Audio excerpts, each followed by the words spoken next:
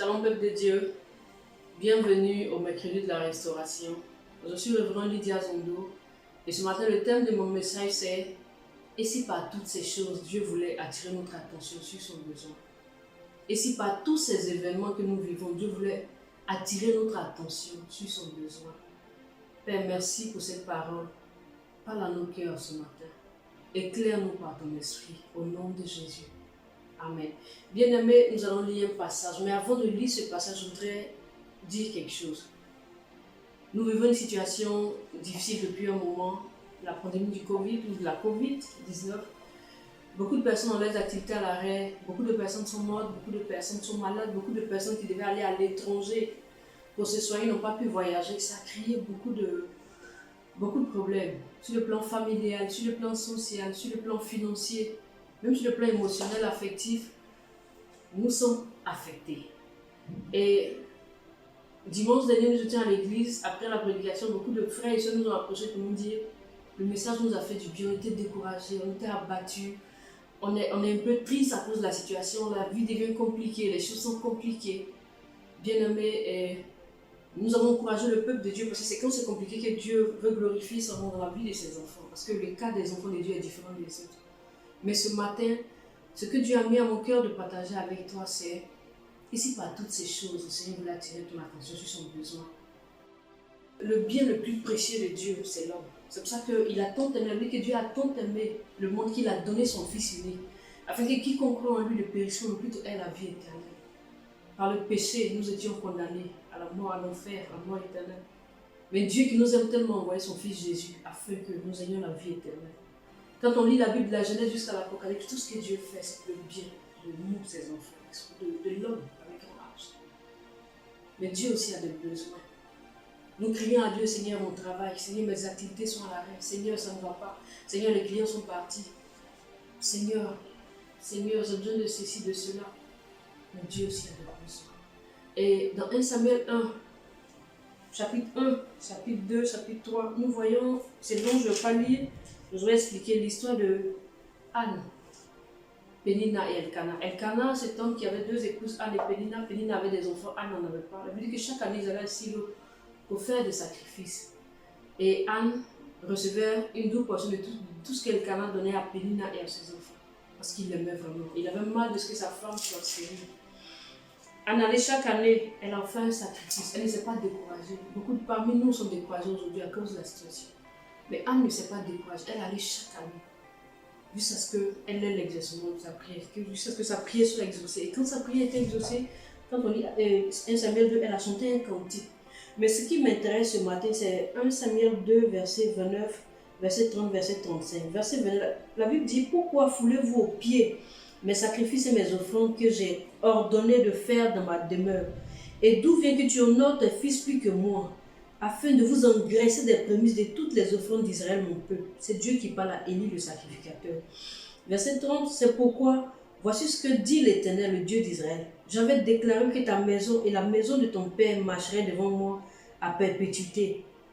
Et maintenant, dit l'Éternel, loin de moi, car j'honorerai celui qui m'honore, mais ceux qui me méprisent seront méprisés. Verset 35, il dit, je m'établirai un sacrificateur fidèle qui agira selon mon cœur et selon mon âme. Je lui bâtirai une maison stable et il marchera toujours devant mon oint. Élie le sacrificateur avait des enfants, Ophni et Phiné, qui se comportaient mal dans la maison de Dieu. Leur père ne disait rien, Dieu n'était pas content du sacrificateur Élie.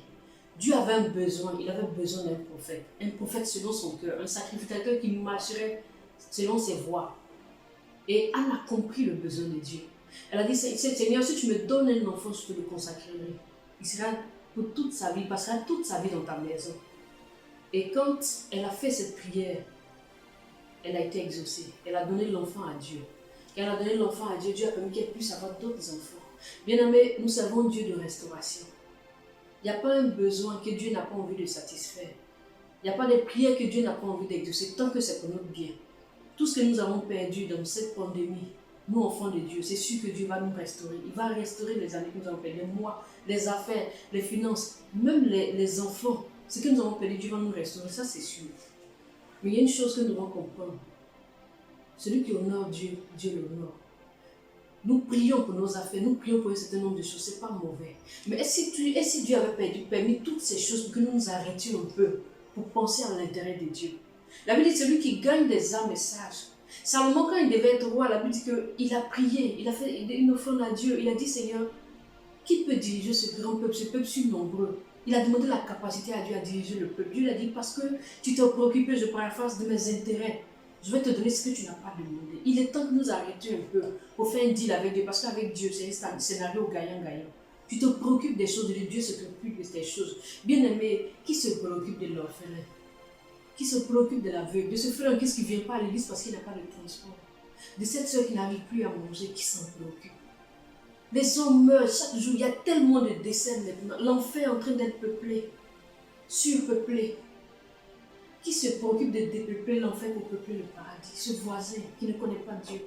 Cette jeune fille, qui va lui annoncer l'évangile? Dieu a tant aimé le monde qu'il a donné son fils afin que quiconque croit en lui ne périsse pas, mais ait la vie éternelle. Est-ce que nous nous préoccupons de ça? Est-ce que les hommes, nous sommes en train d'annoncer l'évangile à toutes ces personnes? Est-ce que nous sommes en train d'annoncer l'évangile? Est-ce que nous sommes en train d'aider la veuve, d'aider l'orphelin? La Bible dit que dans 2 Chroniques 16, verset 9, que Dieu parcourt la terre. Il parcourt la terre pour chercher ceux dont le cœur est affligé pour les consoler. Dieu est prêt à consoler, à nous restaurer. Mais Dieu a des besoins qui s'en préoccupent. Ce matin, Dieu veut que nous nous préoccupions de ces besoins. Dieu a besoin de toi pour être à la brèche, pour intercéder en faveur de la nation. Combien de personnes sont en train de mourir dans ta famille, dans ton pays, dans ton église, autour de toi? Combien de personnes ne mangent pas? Qui se préoccupent du prisonnier? Qui se préoccupent de cette personne à qui on fait injustice? Qui défend la cause de l'orphelin, de l'aveugle, de l'opprimé? Dieu est celui qui prête aux pauvres, c'est à lui qui prête. Il nous parle de la charité véritable, la foi véritable. C'est de se préoccuper des veuves et des orphelins, mais qui s'en préoccupe? Qui se préoccupe des besoins de Dieu? Ce matin, tu vas prier avec moi. Tu vas dire, Seigneur, je veux m'arrêter un moment. Cesser d'être égocentrique. Penser à moi, mes affaires, ça ne va pas. On est fâché. Je prends de l'âge avec cette situation.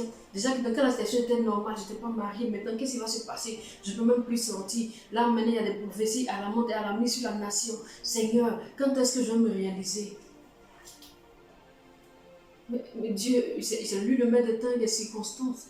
Dieu bénit indépendamment de tout ce qui se passe. Chaque fois qu'il y a eu le chaos, Dieu a préservé ses enfants. La bénédiction que Dieu a réservée pour nous ne dépend pas des circonstances autour desquelles qui se passe autour de nous, j'allais dire. Dieu veut ce matin faire un scénario gagnant. Il veut avoir un deal avec nous ce matin. Préoccupe-toi de mes choses, pourrait dire le Seigneur, et je me préoccuperai de tiens. Préoccupons-nous des âmes qui meurent. Préoccupons-nous des personnes qui ne mangent pas un verre d'eau, un sac de riz, une bouteille d'eau, 1000 francs, l'argent j'espère, du transport, d'une ordonnance, tout ce que nous pouvons faire, aussi petits soient ces gestes, touche le cœur de Dieu. Regarde à gauche, regarde à droite, quand tu marches, regarde à côté. Regarde comment la soeur est habillée, regarde comment le frère est habillé. Regarde autour de toi.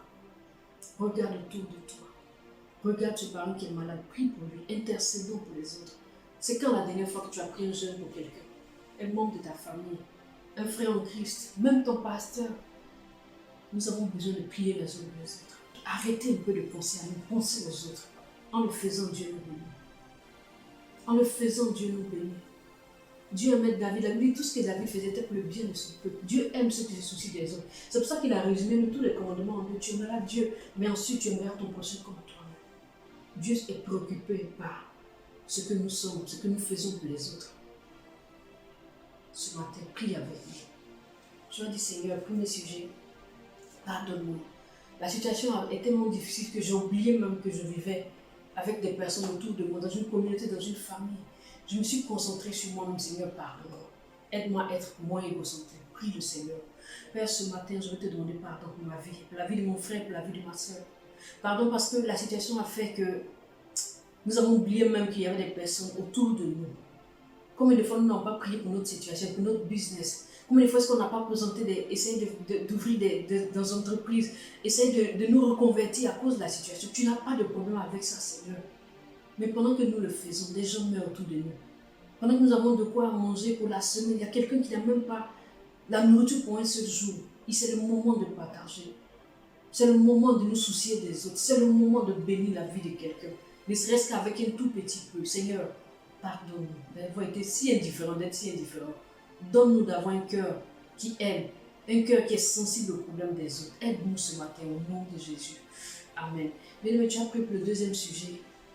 Tu as demandé au Seigneur quel est son besoin de la période. Seigneur, qu'est-ce que tu veux que je fasse? Que j'évangélise, que j'intercède pour quelqu'un, que je prie pour la nation. Seigneur, montre-moi ton besoin.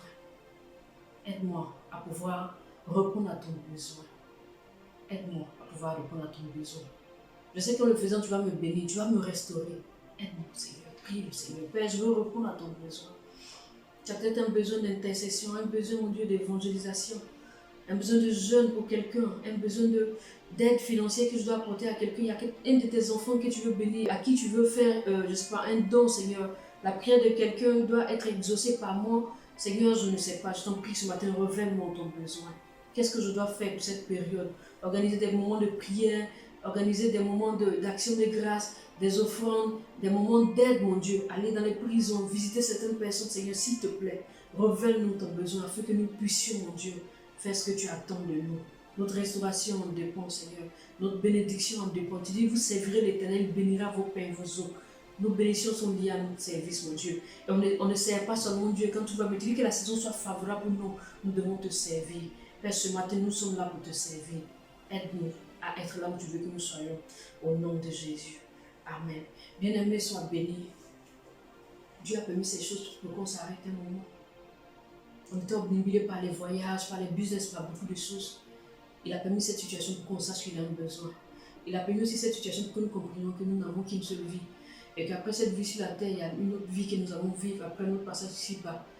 Il faut que nous soyons prêts pour rencontrer notre Seigneur un jour. Donc nous devons bien vivre notre vie. Nous devons comprendre qu'il n'y a pas que l'argent, il n'y a pas que les affaires, il n'y a pas que le mariage, il n'y a pas que les biens. Il ne faut pas que nous soyons des chrétiens qui s'affectionnent aux choses de la terre. Mais nous devons nous affectionner aux choses d'en haut. Que Dieu te bénisse ce matin et que Dieu permette que tu répondes à son besoin afin que ta vie soit restaurée. Sois béni.